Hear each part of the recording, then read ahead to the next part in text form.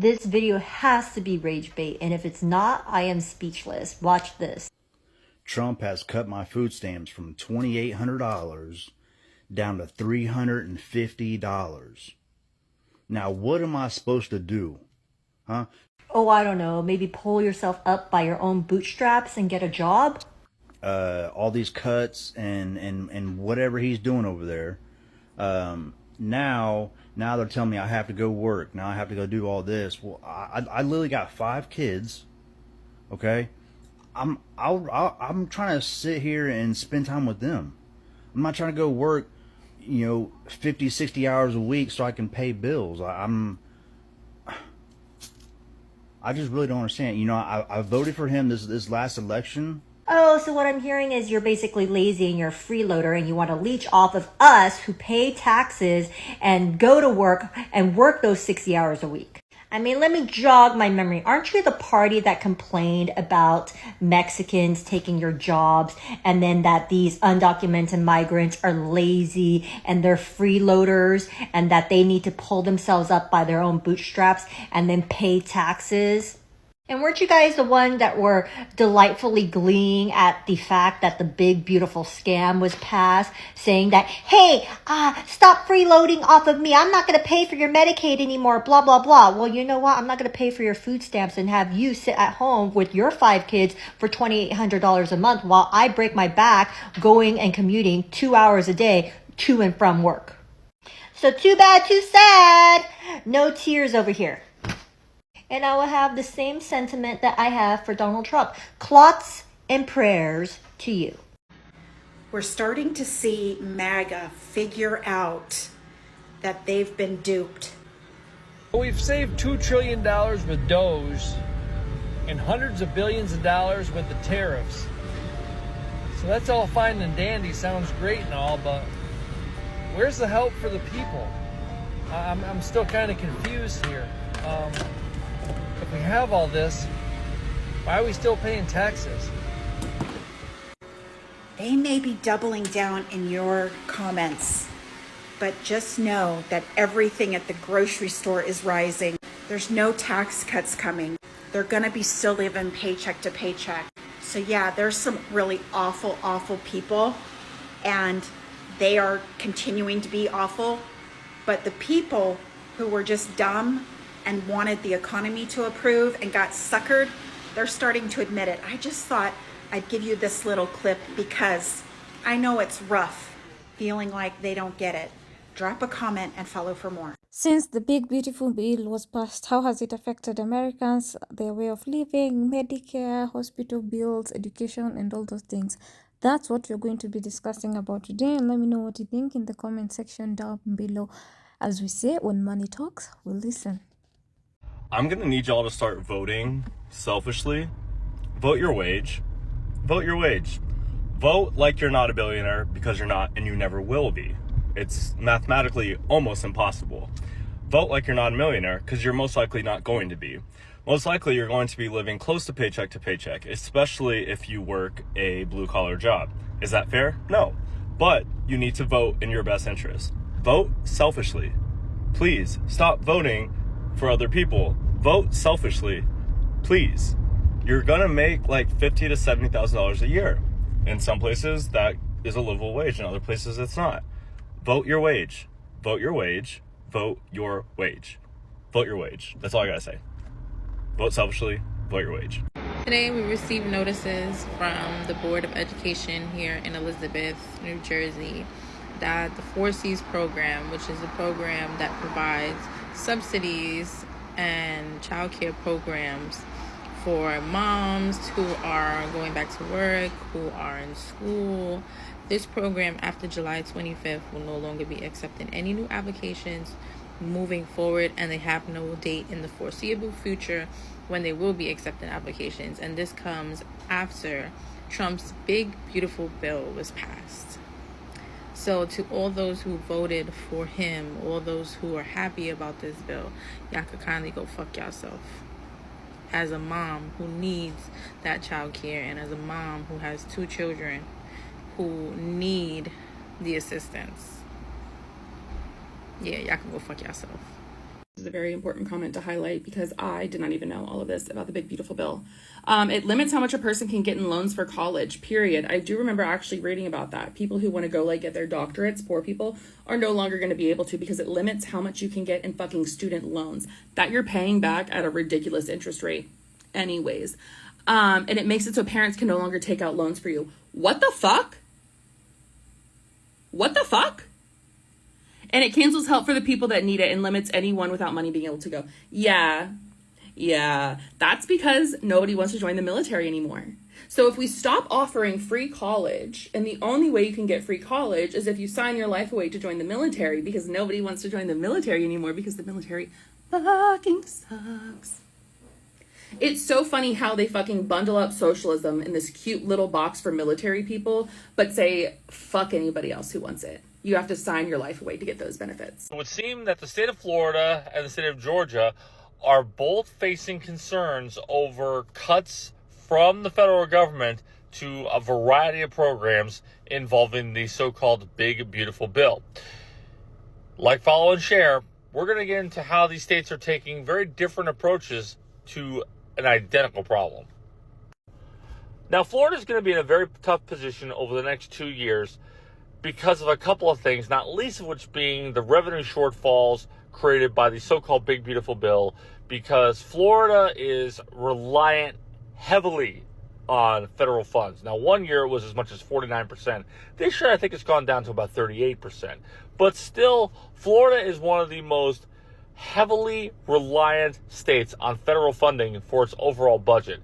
And because of that, the state legislature is attempting to advance a constitutional amendment which will require the state legislature to put aside $750 million into an annual rainy day fund, which it usually does anyway. At one time, Florida had a rainy day fund in the billions, but of course that was sapped through a variety of things, not least of which being pet projects in terms of tax cuts and other little pet projects that are the province of a lot of very influential Republican legislators.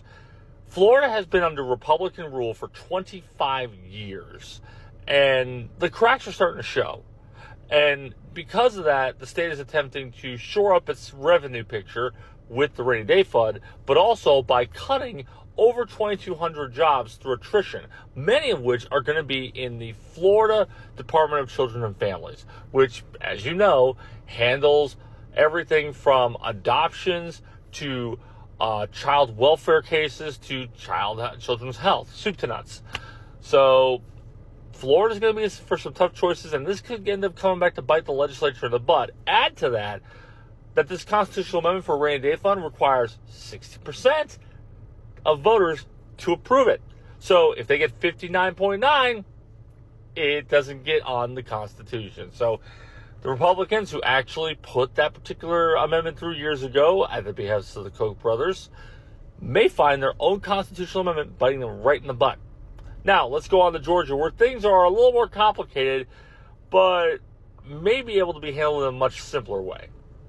Here in Georgia, Governor Brian Kemp and the General Assembly are instructing the state agencies, and they're calling this guidance, while the media is calling it a spending freeze, to reduce their spending to bare minimum. That if it's an absolutely necessary new project, yes, that's one thing. But if it's an elective new project, do not do it. How this affects hiring, we don't know yet. But we do know that Governor Kemp has sent out guidance from the Office of Budget here in Georgia to the various state agencies, telling them that they need to economize and do the best they can with what they have.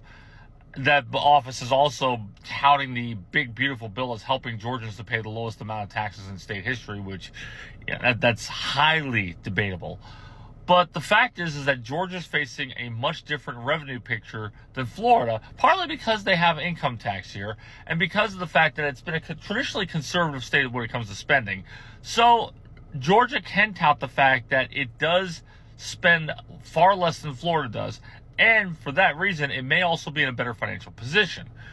Does it mean that either state is going to be completely unscathed by this? Oh no, not a chance.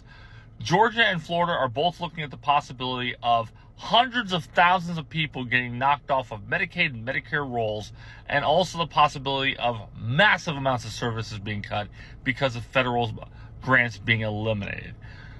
So there's an old saying from Napoleon: never interrupt an enemy when he is destroying himself. And right now, the GOP might be destroying itself with all this.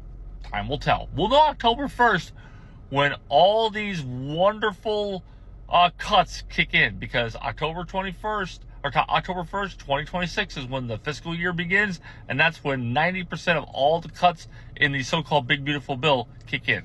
So we'll follow up then. Have a great day. Care beneficiaries and those of you that are turning 65 soon, the Big Beautiful Bill is here, and there are 4 things that you need to know to do to make sure you stay ahead. So I have been getting countless calls, conversations, comments, DMs all week, people coming up to me saying, how does this affect us? And Brittany, should I be worried? So let's talk about it. From Social Security tax changes, if you are single and your income is $75,000 or less, $6,000 comes off of the part of Social Security that the IRS can touch. Same thing for if you're married and filing jointly and you're making $150,000 or less, $12,000 is sliced off of that taxable income. I want you to think about a deduction as the coupon for your taxes, right? You lower the amount that the IRS can tax, which usually means that you owe less or you get a bigger refund. Here's what this means for you. If you are already collecting Social Security or you're about to start collecting Social Security and you fall under these income limits, your check stays the same, but the portion that the government can tax just got dropped. So it means there's more net money in your pocket every single year. Now let's talk about these Medicare cuts.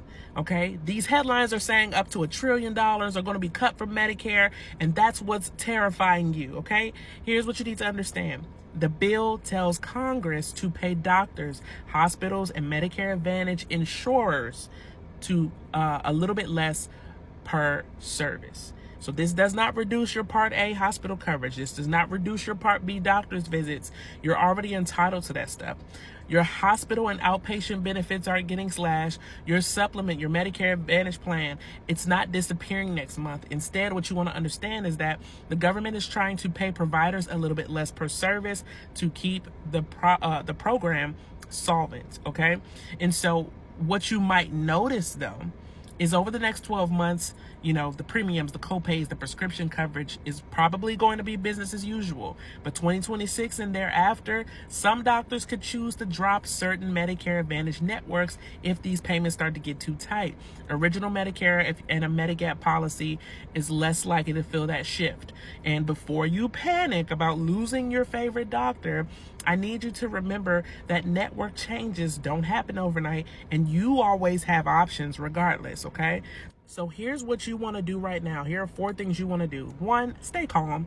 No immediate action is needed, okay? Your current card is still going to work. Your medications are still being filled, okay?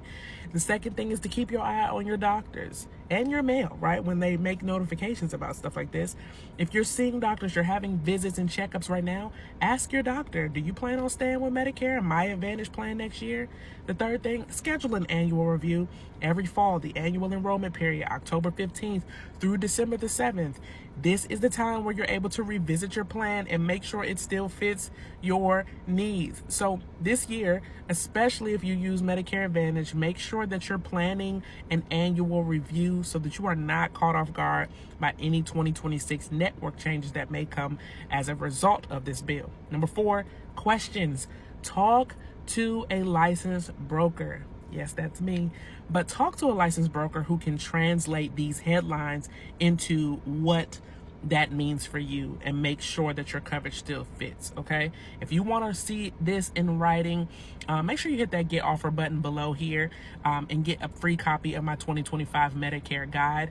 And if you want a personal run through, you want to know like what this may look like for you, DM me or comment review on this, and we will spend some time together making sure that your plan and your doctor still line up, okay? Knowledge is power, but only if you act on it. So let's make sure that this works as many ways in your favor that it possibly can. Talk soon.